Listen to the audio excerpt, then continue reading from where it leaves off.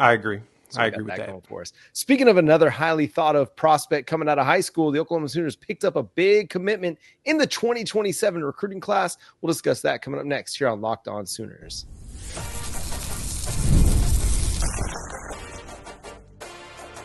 You are Locked On Sooners, your daily podcast on the Oklahoma Sooners. Part of the Locked On Podcast Network, your team every day. Once again, thanks for making Locked On Sooners your first listen every single day. Shout out to all the everydayers out there tuning in, subscribe to the show wherever you get your podcasts. We're part of the Locked On Podcast Network, your team every day. The Oklahoma Sooners picked up a 4-star cornerback commitment in the 2027 recruiting class. This one comes from Mikhail McCreary out of South Texas. San Antonio. What's that? Claudia Taylor Johnson High School? Yeah. Another big wide receiver, John. 6'1", roughly big cornerback. 170. Yeah, he's a big corner. What's crazy about that, John, is seems we're starting to attract those type of players. Jay Valai out there going after them bigger corners, and shout out to Eli Bowen and Courtland Guillory. And for those that's wondering why I'm shouting those two out, them playing as freshmen has got the attention of recruits. Don't get it twisted. They're like, oh, if I go out there and ball in camp, I might get a chance to play early. Sign me up. I bet I can outdo them. And that's what a lot of these kids are thinking. In their mind, they want to play. And being able to see their counterparts do that, it's a pretty big deal. Not going to lie. He's the fourth blue chip commitment that Oklahoma has gotten in the 2027 recruiting class, joining Cooper Hackett, Caden Penny, DeMar DeZern. Yeah. I could not remember how to pronounce that one. My apologies, DeMar. This is a kid that has offers from a lot of big-time programs. You had Arkansas, Baylor, Florida, Houston. Now, don't sleep on Houston. They're doing a lot of really interesting things on recruiting right now. North Carolina, SMU, Texas A&M, Texas Tech, Vandy, and Wisconsin. So, again, it's pretty early in the 2027 recruiting class. You know, we're a year and several months out from the early signing period, and Oklahoma's just making a lot of hay right now in 2027. Like, I feel like typically we don't see this kind of movement and momentum on the recruiting trail until like March or April in the same calendar year as the early signing period. But they're really off to a head start. So what do you like about Mikhail McCreary? I like that he's physical. Yeah. He has a good understanding of where the ball is at the point of attack. He's about battling. Like when you watch the film, you're like, okay, nice size. Can he keep up with good wide receivers? And he's playing in San Antonio, so you know he's playing against talent. Right. I love that. Not only is he, like I said, super physical, but he makes sure that he knows where the ball is, and he's going to break that bad boy up.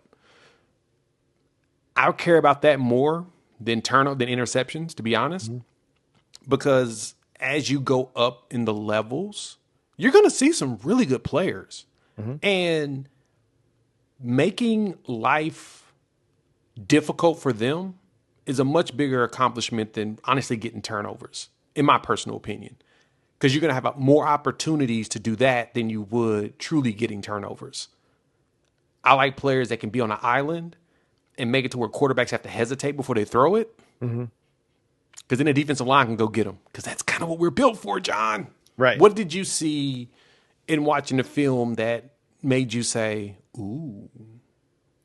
He just looks so smooth. You know, there's nothing herky-jerky about his movements.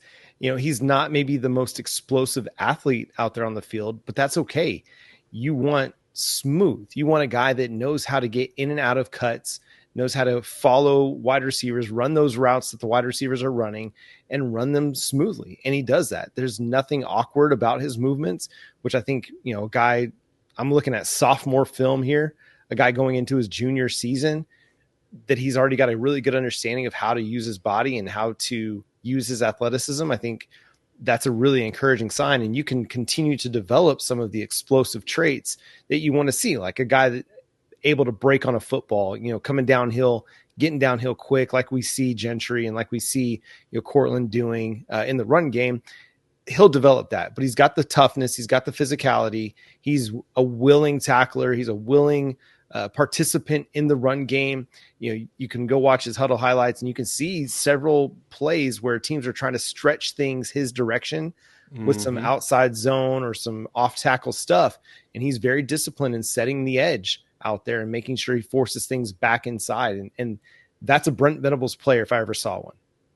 Yeah. Him being able to tackle is key. And I think that's the one thing I've appreciated about this staff is the goal has been to make sure at every level they can tackle before they can do anything else. Right. And because you don't see a lot of missed tackles from our corners like we used to. Like they get those tackles for losses. They read those end arounds or those outside zones or screen passes, and they'll either trip them up or they'll get the tackle. And we didn't have that before. That to me is a key deal on what makes your defense good. Yep. To me. Yep. I mean, they make teams think twice about running wide receiver screens, bubble screens, tunnel screens, all that stuff, because they're so aggressive with the way that they play those that nobody wants to take a 3 or 4 yard loss on a wide receiver screen. Like they'd rather just hand the ball off and take their chances, getting 1 or 2 going up the middle. But because Oklahoma's defense has been so good attacking ball carriers on the outside, man, it's something to behold. And I think Mikhail McCreary does the same thing. He's a very willing player in the run game. Again, just a sophomore, and you look at him and you're like, he's ready, man. He's playing against juniors and seniors and he's holding up. He's not being out physical. He's not being out muscled. So it's a big pickup for Jay Valai and for this defensive staff. And right now, way early in the 2027 recruiting cycle, Oklahoma's got the number 1 class according to 247 Sports with their 5 commitments right now. Yeah, you got 4 players in the top. What's this? Top 200. 3 of them in the top 100, depending on who you're looking at. So because Rivals has 3 players in the top 100 and their composite, their industry composite, and that's a pretty big deal. You're either ranked first or second. That's huge to start. Now, granted, like you said, will we keep it? I don't know. But there's one more thing that I want to add. One player that Oklahoma has been targeting for a bit is, where's he at? Braden Allen, the wide receiver at Tulane. Well, he just decommitted. And it sounds like Sam Spiegelman is over at Rivals is reporting that it's between Oklahoma and Colorado. Can the Sooners outdo Coach Prime and him? We'll find out. I mean, that's another really good player that Oklahoma's trying to get late. I think they've got several guys that they're targeting for flips over the next few months as they try to close out a nice 2026 recruiting cycle. But so far in 2027, again, you got Cooper Hackett, the flip from Texas Tech. He's the number 9 player, according to 247 Sports. Caden Penny, offensive tackle, the number 51 player in the class, according to 247 Sports. Then you got DeMar, the wide receiver out of California, number 136. Mikhail McCreary at number 190. And then Luke Wilson, offensive tackle out of Southlake. He's not rated, but he's the number 46 offensive tackle in the class, and somebody we talked to here on Locked On Sooners just after he committed. But a very, I think, underrated player in the cycle at this point. Someone who's going to have a big junior season this year. But yeah, Oklahoma's recruiting is on a nice little roll here. And of course, the success that they've had early in the season, that helps.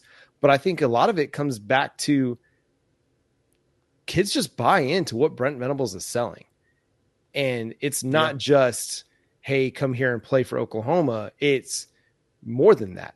They're buying into a lot of the cultural development that he is doing with this program and with his student athletes beyond just who they are as football players. And I think that resonates with parents, that resonates with kids, because nobody wants to be just a number, just another player. They want to be more than that.